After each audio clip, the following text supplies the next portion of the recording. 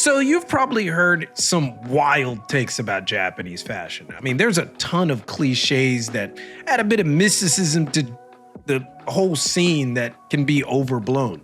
And we just repeat them over and over, and it only makes people miss the real story. So today, we're gonna debunk 5 common myths about Japanese fashion, ranked from the slightly annoying half-truths to the ones that completely distort reality. I'm Reggie Casual. Let's get it. Before we continue, a quick word from our sponsor, Squarespace. If you've been thinking about turning that fashion idea into something real, whether it's a brand, platform, or just a place to build community, Squarespace is where you start. This isn't just a website builder. It's full-on brand building toolkit. You got stunning templates that don't look cookie cutter, built-in e-commerce so you can sell your pieces, members areas to build loyalty, and email campaigns to keep your people in the loop. All of it under one roof. And now with Blueprint AI, it gets even easier. Just answer a few quick questions about your style, your goals, your vibe, and Blueprint builds a custom layout tailored to your brand's identity. Fonts, colors, flow, it's all curated for you. No more blank canvas, no overthinking, just build and launch. So when you're ready to go from idea to execution, hit up squarespace.com/thecasual to get 10% off your first purchase of a website or domain. Build a brand, build the community, do it all with Squarespace. All right, so this one's great. Everyone in Japan wears Uniqlo, or like Uniqlo's like the Japanese brand.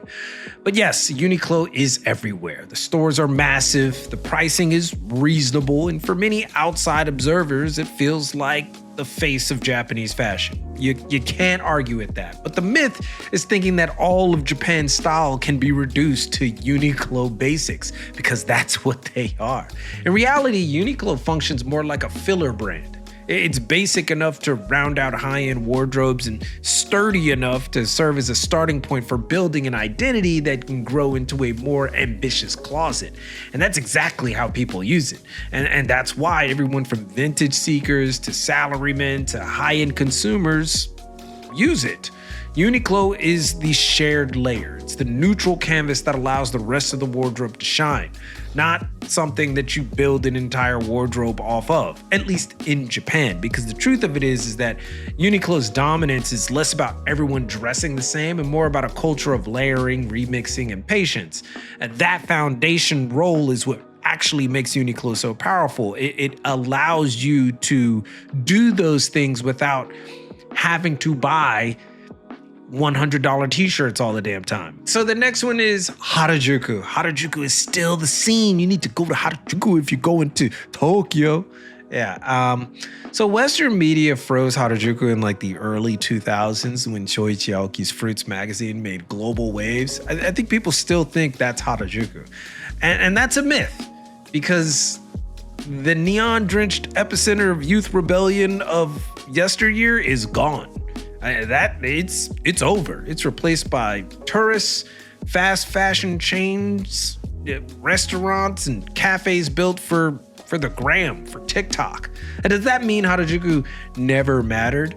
No, that's not the case. It mattered so much that it became overexposed, right? Like, once the world showed up with cameras, the locals were like, "We out, peace."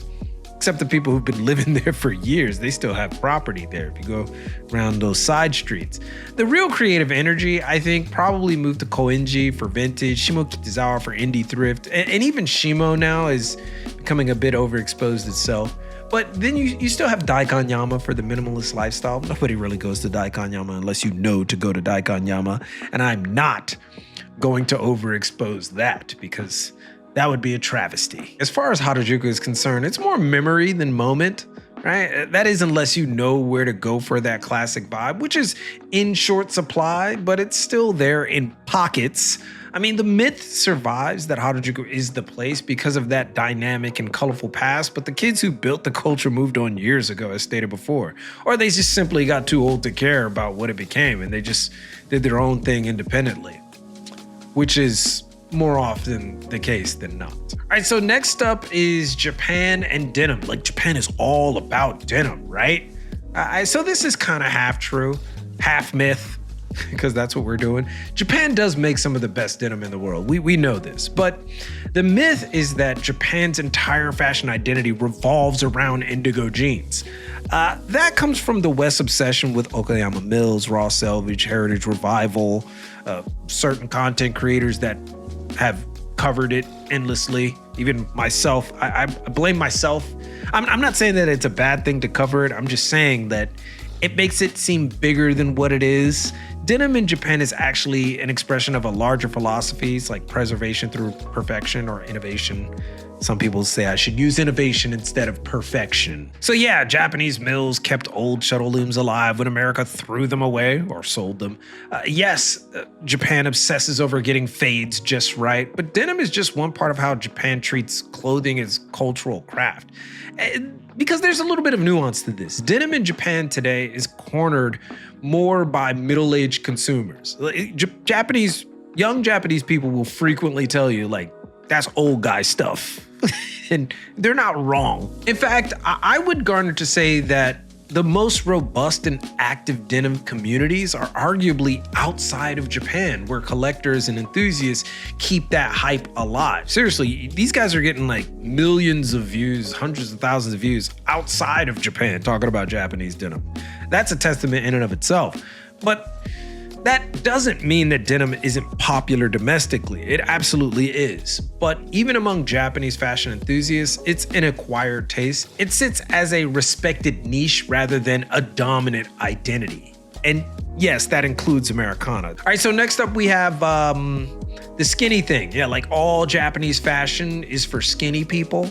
Like, oh, it's just for skinny people out there. This one takes a kernel of truth and blows it out of proportion. There we go. Japanese sizing does often skew smaller, especially compared to American or European brands. Now, historically, body type expectations lean towards slimmer frames in Japan, so it makes sense. But the leap some people make that all Japanese brands are only for skinny people, it's just flat out wrong. It's not true. I mean, there's countless labels from Uniqlo to Yohji Yamamoto to Capital and Visvim. They carry extended sizes or deliberately designed with drape and volume in mind. Like, that's crazy to think that it's only for skinny people. Many workwear-focused labels create cuts that fit broader bodies naturally. And Tokyo's vintage ecosystem constantly circulates larger sizes, imported and domestic.